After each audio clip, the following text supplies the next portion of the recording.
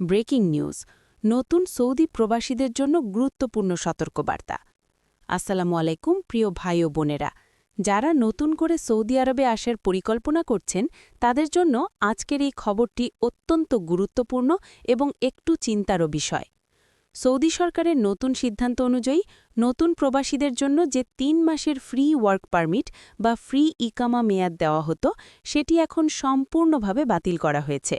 অর্থাৎ এখন থেকে আর কেউ সৌদি আরবে এসে অতিরিক্ত ৩ মাসের কোনো ফ্রি সুবিধা পাবেন না।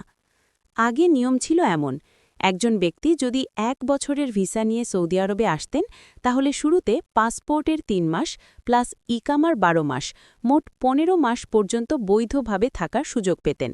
পাসপোর্টের ৩ মাস শেষ হওয়ার পর ইকামার ১২ মাস গণনা শুরু হতো। কিন্তু নতুন নিয়মে এই সুবিধা পুরোপুরি বন্ধ।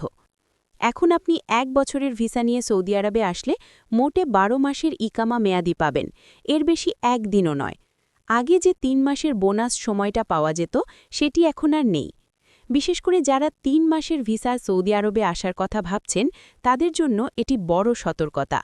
আগে ৩ মাসের ভিসায় তুলনামূলক কম খরচে প্রায় ২ লাখ থেকে ২,২০,০০০ টাকার মধ্যে অনেকেই সৌদি আরবে এসে পরে ইকামা করতেন, কারণ তখন সৌদি সরকার শুরুতে ফ্রিতে ৩ মাস সময় দিত। কিন্তু এখন পরিস্থিতি বদলে গেছে। ৩ মাসের ভিসায় এলে আপনি ইকামা নাম্বার বের করতে পারবেন ঠিকই, কিন্তু ফ্রিতে কোনো ওয়ার্ক পারমিট বা অতিরিক্ত সময় আর পাবেন না, ফলে ঝুঁকি অনেক বেড়ে গেছে।